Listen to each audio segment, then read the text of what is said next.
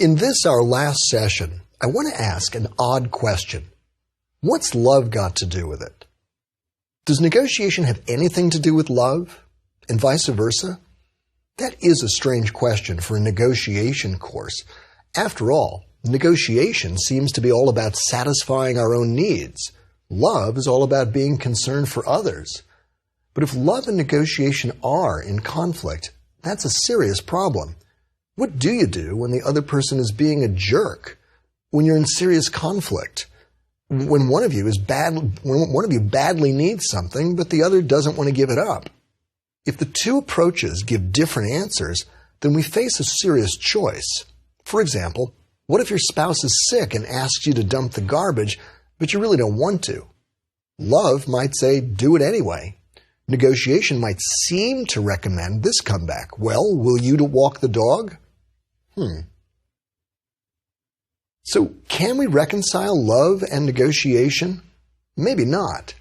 And if not, then we should probably drop negotiation and anything else that keeps us from loving others. Please dump the garbage. But in this session, I want to argue the deep concern for others can illuminate and enhance everything else we've talked about in the course, and that negotiation and conflict management skills can help us love better. I first want to look at one of the problems I just mentioned, the challenge of dealing with someone who's acting very badly. That is, the situation where you need to get someone to change unilaterally. In other words, confrontation.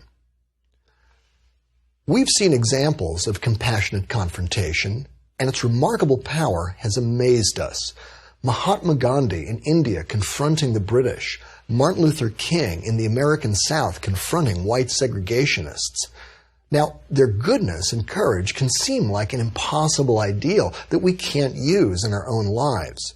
But the approach they practiced isn't reserved for the few.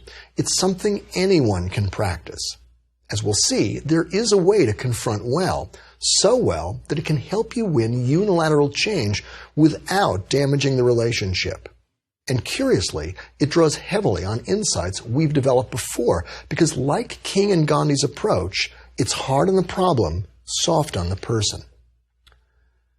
So I'd like you to imagine that you manage a new cell phone operation in Pennsylvania with about 20 employees. You need to meet a key deadline 4 months away, and for that, you need a critical piece of software. So you're depending heavily on your key programmer, Bob. Programmers like Bob are scarce, so you're glad to have him. But there's a problem. Recently, Bob's secretary, Anita, came to you in tears saying that Bob has been once again using foul and sexist language with her. He's done it for months, she says. Anita adds that Helen has had similar problems with Bob, and several women are thinking of quitting. A few days earlier, you'd overheard 2 other employees, women employees, talking about what they called Bob's piggish language. You've recently gotten a memo from the General Counsel warning management about sexual harassment issues. Concerned, you decide to confront Bob to get him to clean up his act. Okay, so what do? Imagine you've asked Bob to come see you. You take a couple of minutes to think about it, and then wait for his arrival. Finally, you hear a loud banging on the door, and in walks Bob. He slowly stalks around, turns the chair around away from you, sits with his back to you, and yawns loudly. Then he looks over his shoulder at you and says, "Yeah? What's up?" As you start to talk, he starts to pick lint off his clothing, paying no attention to you. You tell him, "Bob, I've been hearing that you've been using bad language towards several women colleagues, and I have to ask you to change your attitude and stop it." At this point, Bob looks up. "What did you say?" You repeat it. He goes ballistic. "What?" And then he starts arguing with you. "What are you talking about? What bad language? It's a lie. Who told you that? It's Anita, right? Figures. I suppose you never challenged her story, did you? And I guess you don't care what I say about it, right? Obviously, you've made up your mind what happened." You're trying to fire me, right? Well, let me tell you, I get a recruiter calling me every couple of days, and I can have another job in a half hour if I want. I definitely don't need you. You want me out? Fine. I'm done. So long. And he stalks out. Now, it's tempting to say, good riddance, except that you won't find a replacement anytime soon, and the deadline is looming. And by the way, what if it turns out that there actually is more to the story than you first thought? Regardless, is there any way things might have gone better? Quite possibly. Now, let's face it, confrontation is usually challenging no matter how you approach it. But the good news is that there is a way to confront someone that can be a lot more effective, that can win changes in the other's behavior without crippling the relationship. In essence, the task of principled confrontation boils down to 5 steps. Get perspective, start with humility, thoughtfully confront, focus on the future, get perspective. Let's briefly consider each step. I'll trust that you can adapt what I suggest to the specific culture you're working in, just as Gandhi and King adapted a common approach to theirs. First, get perspective. Rushing into a confrontation is usually a prescription for disaster. The emotions are too raw, the risks of misjudgment too great, the chances for saying the wrong thing are just too high. In our story, we imagine that you took a couple of minutes to think about the situation. Probably not enough. So the first task is to slow down and decide, is it worth a confrontation? Or is this a small matter you can overlook? Here, the stakes are too high to ignore Bob's apparent behavior, but it's a good idea to first seek mature counsel, someone wise you can confide in who can confirm or correct your judgment and coach you for the confrontation ahead.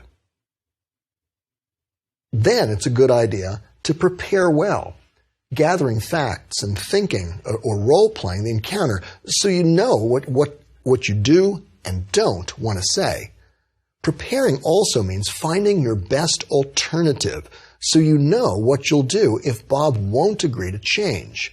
That includes thinking about things that will worry Bob and learning about ways to live without him.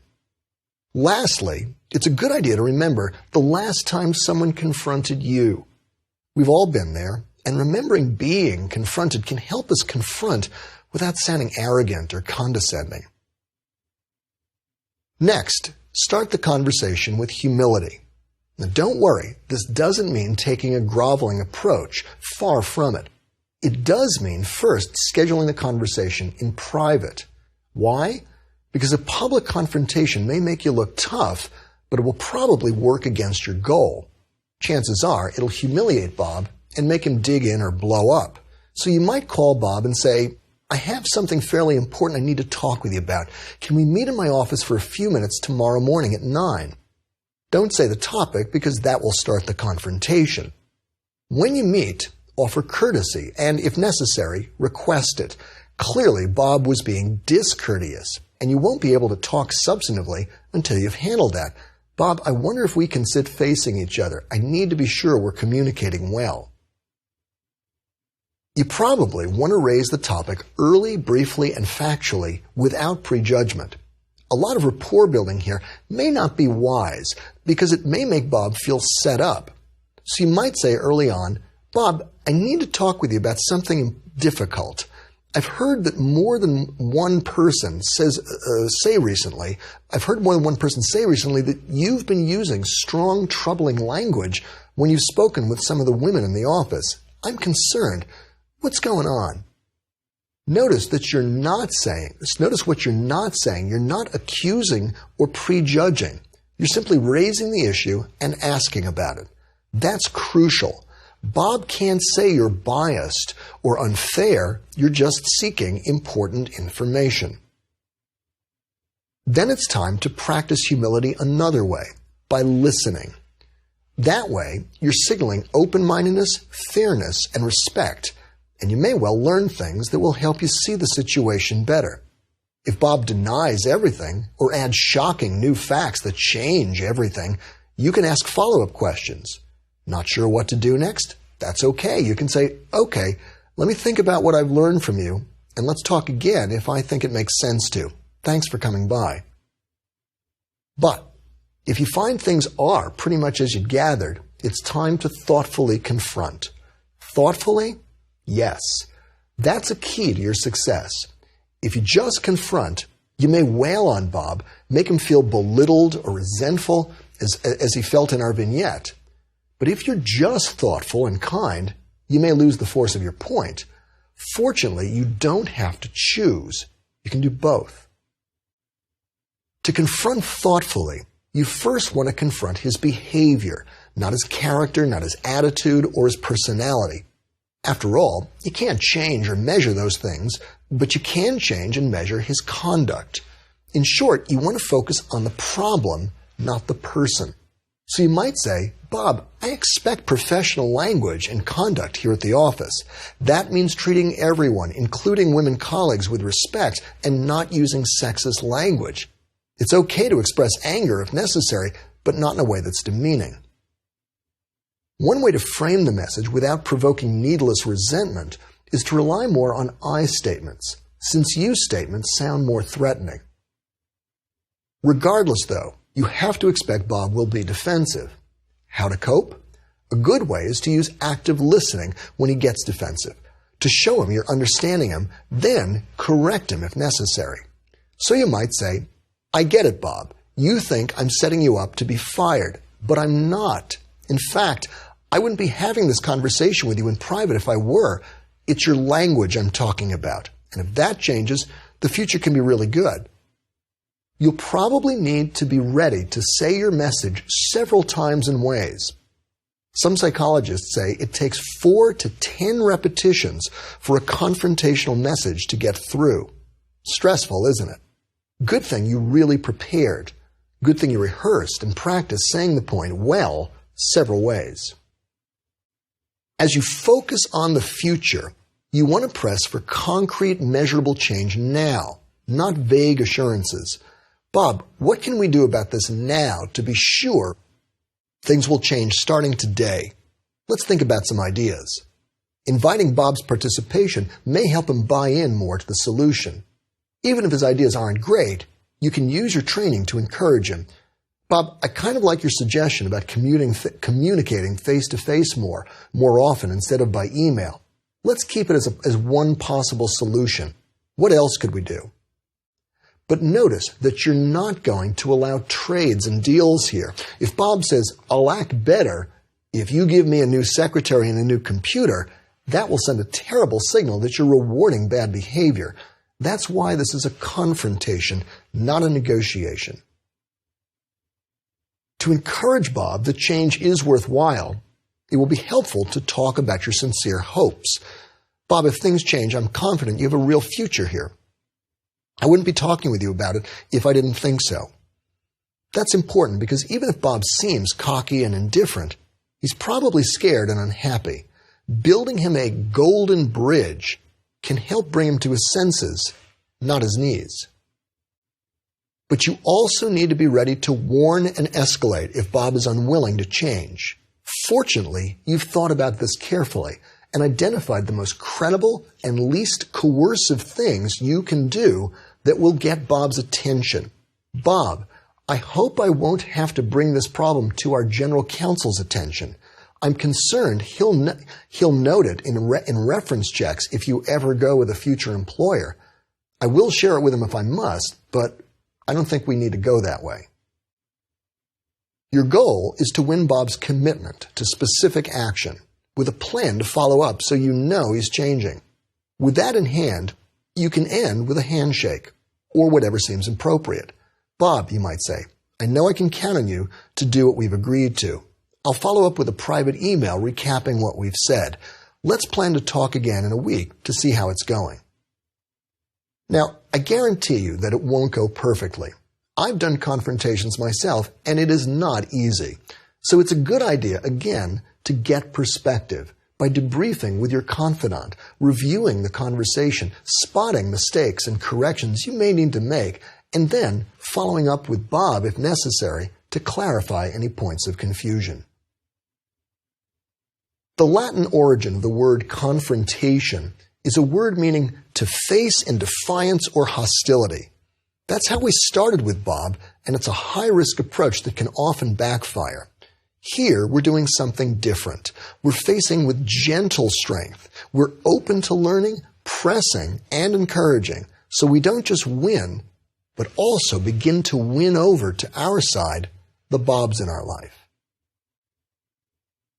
But now I want to turn to a more searching side of our session. I want you to do a thought experiment with me. Imagine you find yourself negotiating with great skill and power with a business counterpart. After a while, you strike an agreement that's extremely favorable to your side. The other negotiator was grudgingly willing to settle on those terms. Then you wake up and discover that somehow the roles have reversed and that you are the business counterpart. You've been the one who settled for the tiny slice of the pie. Somehow, the more favorably you negotiated in the dream, the more you gave up in real life. It's as if the two negotiators in the room were you and you. Suddenly, your euphoria turns to dismay. You find yourself experiencing the very feelings your counterpart experienced in the dream sequence. There's a theory proposed by the great American physicist David Bohm, a student of Albert Einstein's, that the universe is a hologram, and that in essence, every part of it is so thoroughly connected to the whole that there's really no such thing as separate particles or beings. Rather, that the universe, like a hologram, contains within every part the whole of itself. That in a sense, you can see the entire universe in a single grain of sand. There's no telling at this moment if this understanding is true. In fact, most physicists are critical of it, but there is very suggestive evidence. Physicists have found that they can take two subatomic particles, place them in a state known as quantum entanglement, separate them by vast distances, in theory, even to opposite ends of the universe, measure the spin of one, and instantly know the spin of the other. Yet no known force in the physical world can account for this behavior. After all, the speed of light is too slow to allow one particle to communicate with the other that quickly at such distance.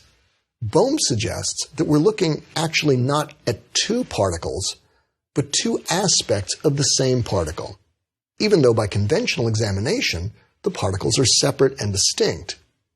Just as it seems obvious that two people in a room are separate and distinct. Growing up, my father would often say to me, "If I were you," and I am, you know. And for years I puzzled over what he meant by that odd phrase. But our thought experiment and Bohm's idea are a hint that that puzzling phrase might be worth paying attention to, that we are, at least metaphorically, in a sense, each other. In an earlier session, we met a top salesman I called Clement. As you may recall, before he became a salesman, Clement had been a practicing Buddhist monk for 12 years. He said his success was largely due to ideas he learned as a monk. In essence, Clement's focus was not on selling, but on mindfulness, on becoming deeply aware of the other person and himself, of approaching the conversation with an open mind and a sense of compassion and identity with the other, almost as if the two people were reflections of each other. If you walk through Clement's specific practices as a salesman, you find they closely match ideas we've explored in our negotiation course. Throughout negotiation training, we've looked at practical ways to foster greater mindfulness and harmony when at first it seems the negotiators are completely at odds.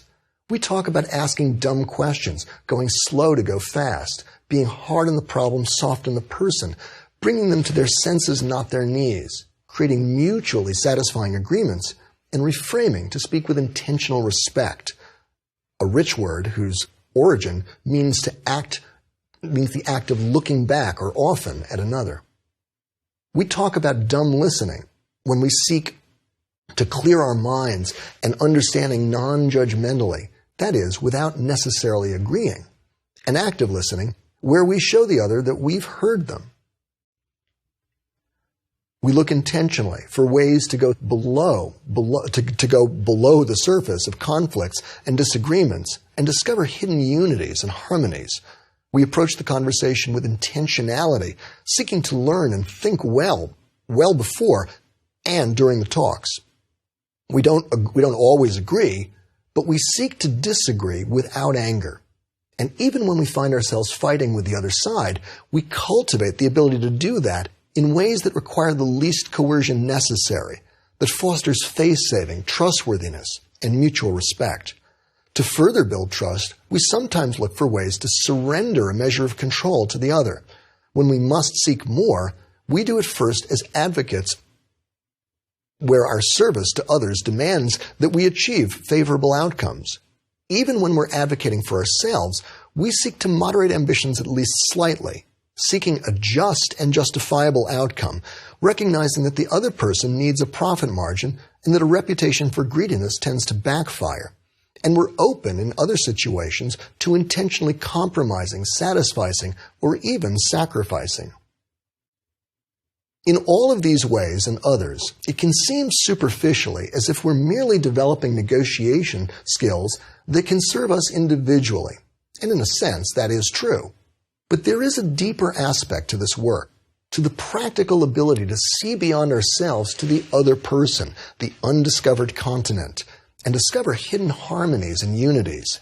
That's prudent in a world where we may not be as disconnected as we first think, where we may, at least metaphorically, in a sense be both people at the table.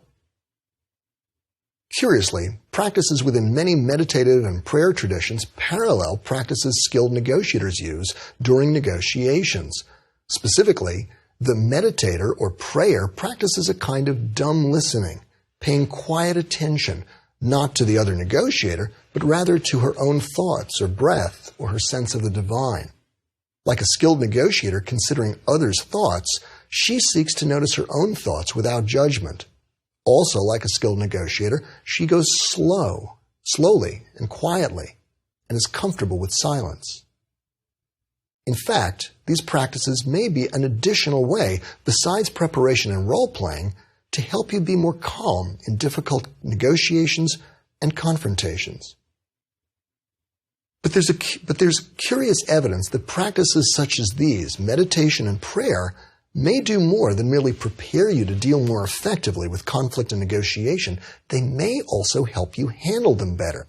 For example, much has been said about the civil rights movement, but relatively little has been said about the reliance of the movement on prayer, meditation, and what Gandhi called soul force, or satyagraha.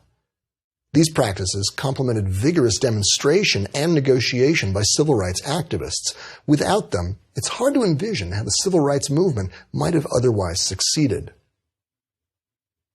Separately, a recent empirical study found that those who practiced meditative prayer had measurably greater levels of intercultural competence. Several other studies have found that prayer appears to be a significant softening event for religious couples, facilitating reconciliation and problem solving. Mindfulness, meditation, prayer, and entanglement all speak to an idea that seems far removed from the work of conflict management and negotiation, but which may actually be at the heart of the matter, the idea of deep compassion, or more technically, love. As we've said, that word seems utterly foreign to such things as business negotiation. The language we use in that realm often suggests something quite altogether different. We talk about hard bargaining, nuts and bolts, brass tacks, and other terms that fit nicely in a solid, mechanistic, Newtonian universe of separate beings. But ancient wisdom, modern science, and more suggest that we may be missing something about reality and ourselves the more we insist on emphasizing our separateness and hardness. As we saw in a previous session, my colleague, economics professor Robert Frank, found that the more economics training you have, the more uncooperative you may tend to be. As he and his colleagues put it, economists may believe that self-interest often dictates self-seeking, but that response may simply be untrue. As Frank and his colleagues note, Several researchers have suggested that the ultimate victims of non-cooperative behavior may be the very people who practice it. The direct pursuit of material self-interest may indeed often be self-defeating. Contrast the economic outlook with something we've seen earlier, the deep compassion and identity that horse trainer Buck Brannaman has for his horses. That approach enables him to consciously see the animal's need for respect and understanding, especially abused and difficult horses.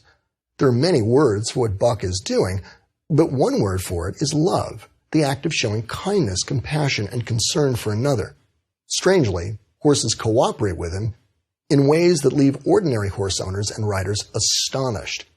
As we've seen in the course, giving similar things to children, hostage takers, and business colleagues often has a similar effect. There's a sense in which we are always negotiating with ourselves, that we are always both people in the room, for better or worse. The negative qualities we often see in others, as often as not, are reflections of our own negative qualities. That's an idea as modern as the psychotherapeutic notion of projection, but it's also as old as ancient wisdom. You therefore have no excuse, you who pass judgment on someone else. For at whatever point you judge another, you are condemning yourself, because you who pass judgment do the same things.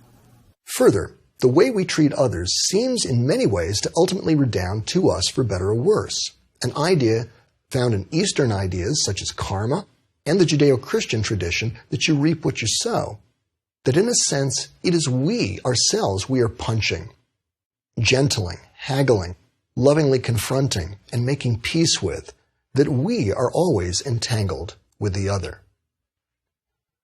But come on, isn't all this talk of compassion and empathy getting a bit much? Let's be honest, isn't it true, as Adam Smith noted, that it's self-interest, not just altruism, that causes the butcher to make you meat and the baker to make you bread? How far are we going to go with this discussion about love in a course about negotiation? That is an excellent question, and Martin Luther King would agree that we are in danger at the moment of going off the deep end. King would not align himself with those who, like the Beatles, would say, all you need is love. As he put it, love without power is sentimental and anemic. Fortunately, if you think about it, much of what we've looked at in our course has been about the wise acquisition and use of power. We've looked at the power of satisfying your own interests creatively, the famous idea that knowledge is power. We've seen the power of preparation, the way that coming to the meeting with many options helps you become powerfully, pleasantly persistent. We've seen the persuasive power of reframing, appealing to common interests, setting limits or walkaways, appealing to the other person's needs and worries, bringing people to their senses, not their knees, setting ambitious targets, and using independent criteria, moves away from the table, and even the setting and scheduling, among many other things, to shape the outcome. And earlier in this session, we've developed the power to confront well. But how can we make sense of these two seemingly conflicting ideas? How can we understand the interaction of love and power? Let's turn to Dr. King again. Quote I shared a moment ago is part of a larger point he made on that very question. So let's now consider the full quote. Power without love is reckless and abusive, and love without power is sentimental and anemic. Power, at its best, is love implementing the demands of justice. And justice, at its best, is power correcting everything that stands against love. So let me tell you a student story that illustrates the point. To protect her privacy and give her my highest respect, I'm going to change some names and facts, but the heart of the story is quite true. My student Maggie began a memo to me with this. On September 11, 2001, my fiancé Paul was murdered at the Pentagon in the terrorist attack that day, and my life spiraled into darkness. Months later, searchers found Paul's body, but his grief-stricken mother Brenda treated Maggie as if she did not exist, and as fiancé, Maggie had no legal rights at all. Now, frankly, if I'd been in Maggie's place, I doubt I could have gotten out of bed in the morning to face such grief, anger, and anguish. But remarkably, Maggie saw this as an occasion for loving confrontation and principled negotiation. So no kidding, she prepared systematically with the eye for sought preparation mnemonic. Then she contacted Brenda, who reluctantly agreed to see her. When they first met on Brenda's couch, Maggie said, as she'd planned, "Brenda, how are you? How are you doing?" And slowly at first, Brenda shared some of her own grief at the loss of her son. Then, after listening a long time, Maggie said this, as she'd intended, "Brenda, I want to thank you for raising Paul so well that he became the man I wanted to spend the rest of my life with. And we have some other things I need to talk with you about." And very gently, Maggie talked with Brenda about the things she needed to help with her own mourning. She asked for information about how searchers found his body. She asked for information about the funeral arrangements. She asked for personal items as keepsakes. And she even asked to purchase at a fair price the small boat he'd courted her in. By the end of their conversation, not only had Brenda agreed to all of Maggie's requests, but she added this completely on her own: "Maggie, we're dedicating a soccer field in his honor, and I've only invited his closest family and friends. I'd like you to be there with me." Now, frankly, I have no idea if I could negotiate as well as that, but my students can. Maggie's story illustrates how negotiation skills can let you combine power and love, how they can help you achieve justice and reconciliation, even in outrageous situations that most would find impossible to deal with. Her story bears out the idea that we can use practical skills to enhance our empathy, even for others we may be furious at, and win them over. As Abraham Lincoln said in the middle of the Civil War, "Don't I destroy my enemy when I make him my friend?" Maggie's story also illustrates one of the reasons I've been passionate about teaching negotiation for 20 years. It illustrates how the skill can help people work out seemingly impossible problems with others in kind and constructive, hope-giving ways.